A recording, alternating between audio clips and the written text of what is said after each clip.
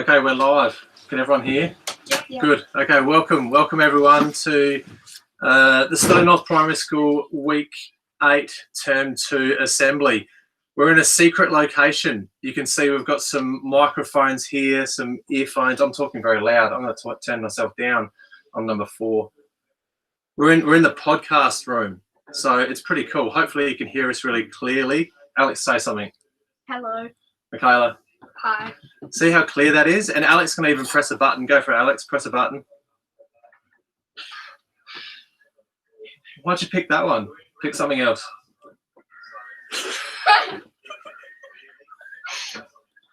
Okay, Alex is no longer in charge of pressing buttons. Okay, so that's fantastic. Anyway, welcome to Week 8 Assembly. Hopefully everything's going well and you're watching this in classes, and obviously those people tuning in on Facebook at home, they'll be able to see it as well. I'd like to acknowledge that that we're meeting on traditional lands, and would like to pay respect to elders past, present and future. Okay, we've got a special guest. He's just off screen at the moment, so you can't see, but that's all good. But I'm going to talk about exciting times. It is exciting times for us, and I'll explain why. And I'm going to talk about responsibility, and I've got the Values Awards too. And these guys are going to interview our special guest. Exciting. I'm going to tell you what's exciting. So first of all, we've got a new building that's going to be built. We're going to find out tomorrow afternoon who the builders are, which is really exciting. And then hopefully they can tell us when the building's going to occur. And they say it's going to take 6 months. I'd like to see that. I really would like to see that, because it means we'll have a new building that connects all of our 6-7 classes together, which will be great. Unfortunately, there's going to be some movements. The reception classes. Oh, you couldn't hear the noises when Alex pushed the buttons. That's good, because they were rubbish. But that's fine. We can work on that one next time.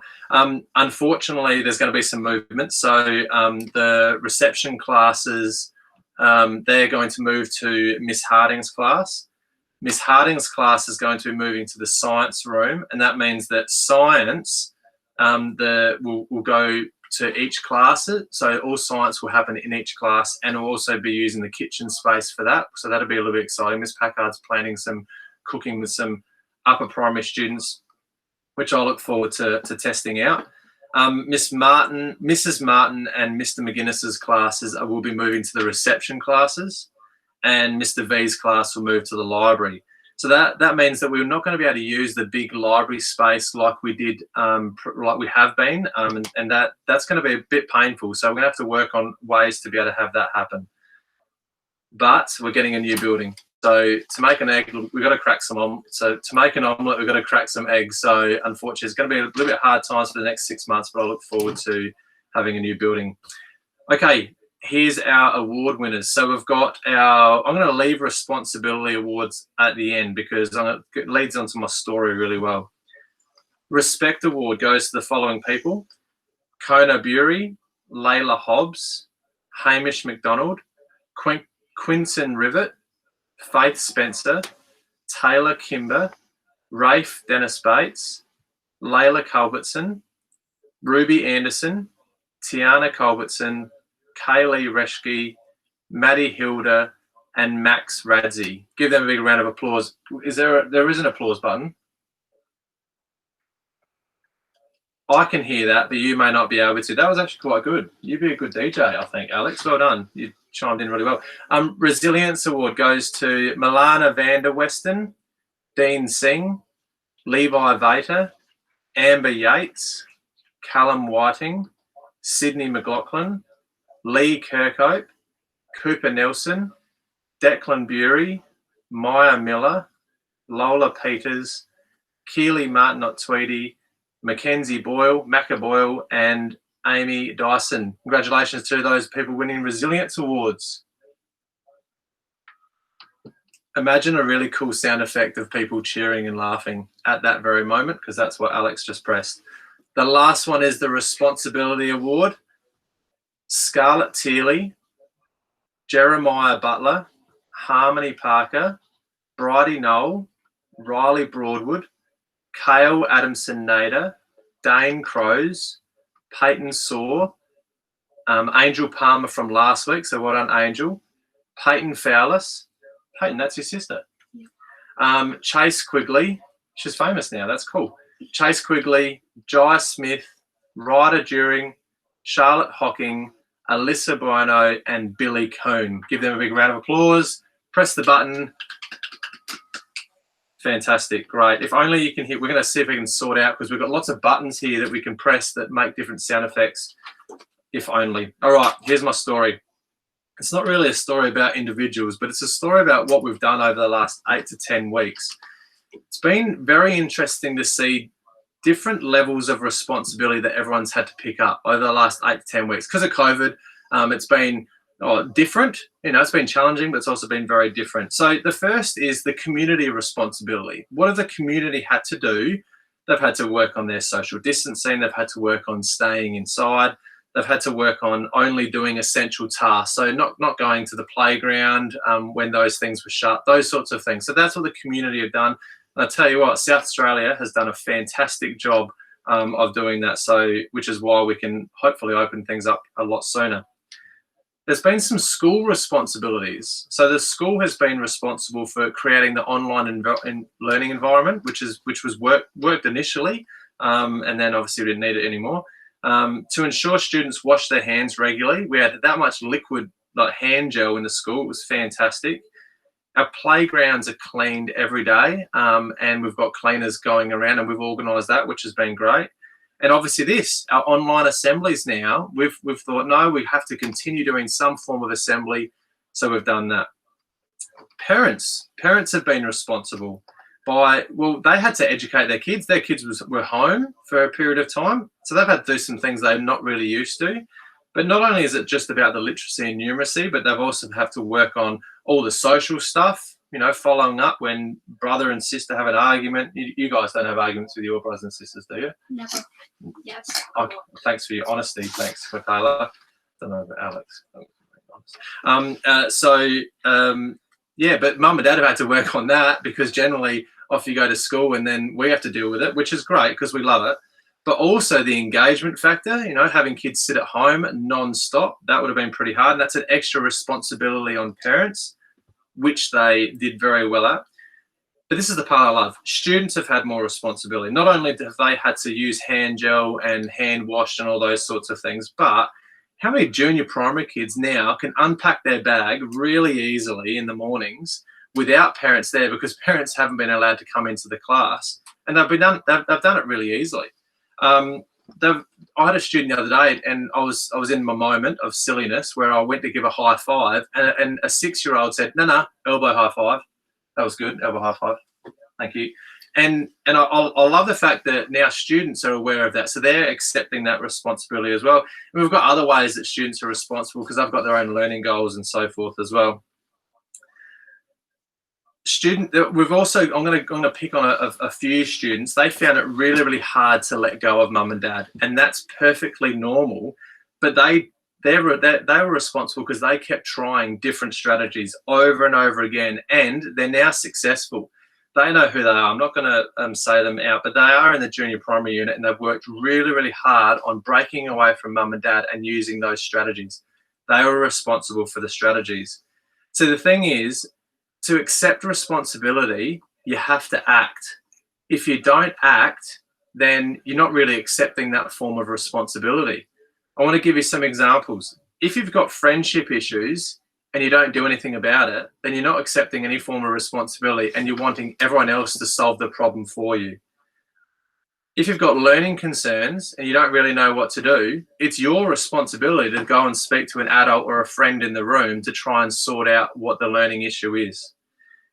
If you're having behavior issues, then sometimes it's about you working on ways to be able to control your emotions and being ready to learn. You're responsible for that as well. We're also responsible for it as teachers, but you're responsible for that as well. So what we've discovered is all our responsibility is to do something. If you do nothing, then you're accepting no responsibility. And it's great that we've got a huge list of students that are showing responsibility throughout the last 2 weeks. So congratulations. It's not really a story, but I just wanted to tell you about it. we've got our special guest. He's waiting in the side by the side here, out of camera. I'm going to hand over to him, and you guys can do the interview. Yeah, thanks. Welcome, Grant Price.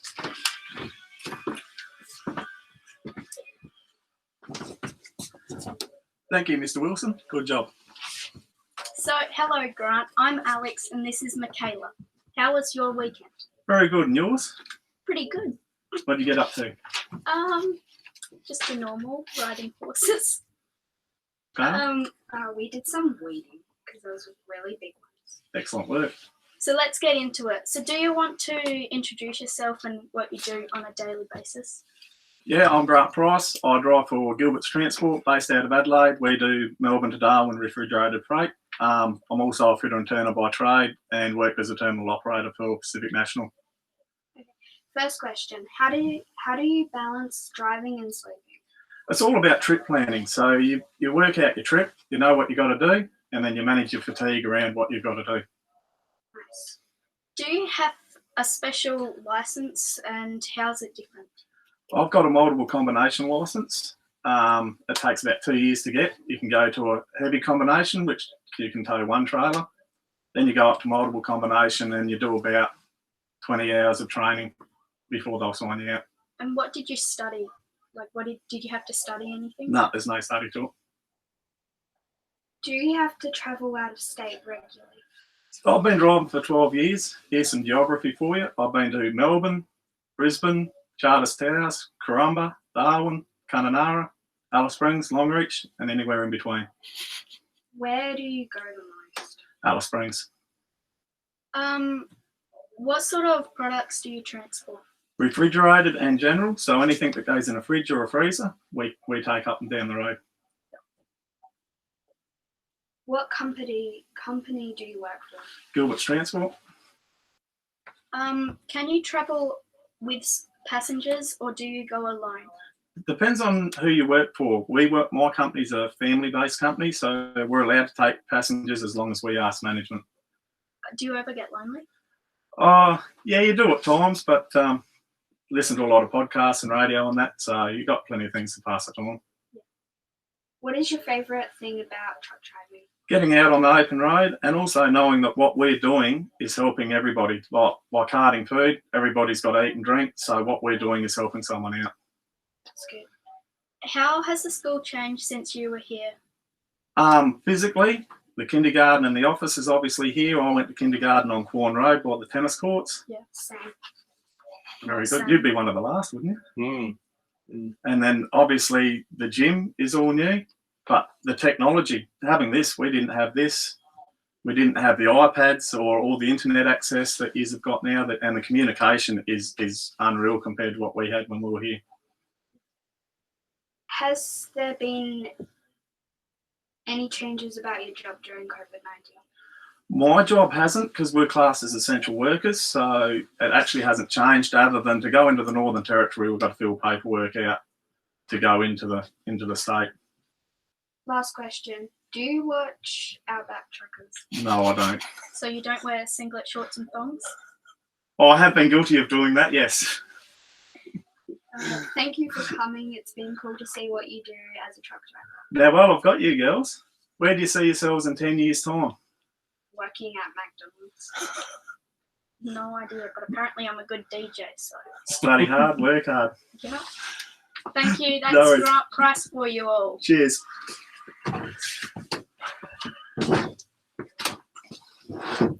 Very good, girls. I'll tell you what, you're getting really good at this. Before long, I won't have to be here, which will be great. Okay, so how good was it that Grant was able to tell us about his work? He went to Sterling North Primary School, and now I reckon you've named every town in Australia, really, in terms of distance. So what a fantastic job. Gets to travel all around Australia, and thanks for coming along, Grant. One thing that we have got is we've got this podcast room that this is the very first time we've used it. I think it's gone pretty well.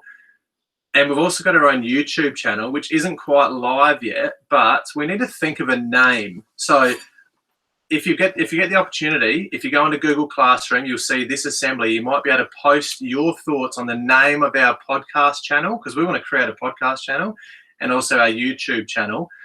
Or if you're watching this on Facebook, then you can post underneath that as well. So think of a name, our podcast name, Sterling North Primary School Podcast. But that's way too long. You wouldn't be able to say that as a DJ. Hello, welcome to Sterling North Primary School Podcast. Okay. Alex says no. Michaela says no. So think of a name for your podcast, our podcast. That'd be cool. And maybe a name for if we have a TV channel, that'd be pretty cool as well. Well done. 3 weeks to go, week 8, 9 and 10. So we're down to 14 days, which is pretty exciting for the remainder of the term. We haven't got a lot on in the last few weeks of the term, which is good. We can just get on with some normal learning, which is fantastic. And we'll see you again in week 10 for our next assembly. Well done, guys. Doing a good job. See you later.